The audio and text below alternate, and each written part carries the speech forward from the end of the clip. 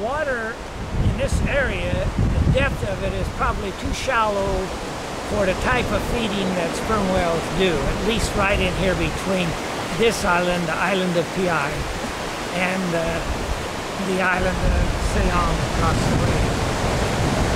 The whale was dead when it arrived here. Now, how the animal died is unknown.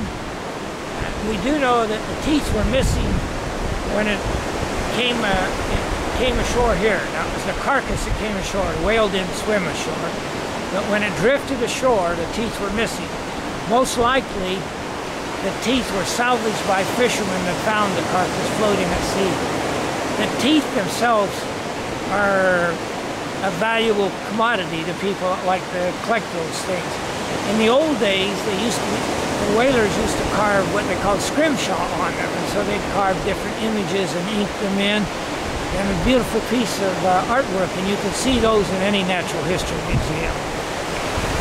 So they were probably extracted by fishermen and then sold on the market somewhere. When the whale came ashore, was it all intact? Was there missing the tail? It came intact except for the fluke. The fluke was missing, and here it sat, essentially rotted. Now, there's a camp just up the way here, and the smell was too strong for the people that were working there. And so in the end, they moved part of the head and part of the one jawbone off into the water to reduce that effect, because there's not many scavengers in this area, so that it would be cleaned up. While it was at sea, there were probably sharks feeding on it. When it drifted ashore, then if it had been somewhere else in more northern latitudes or so on, then there would be many seabirds that would feed on it, as well as if it were on a continental beach, animals that would come down from the woods, carnivores, would feed on it as well. And then, of course, you have a large collection of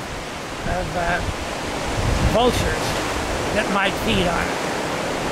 For example, in California, we have the California condor, and it's been reintroduced to the wild, and some of those birds are in the Big Sur area, and they're feeding on the carcasses of marine mammals that are drifted ashore.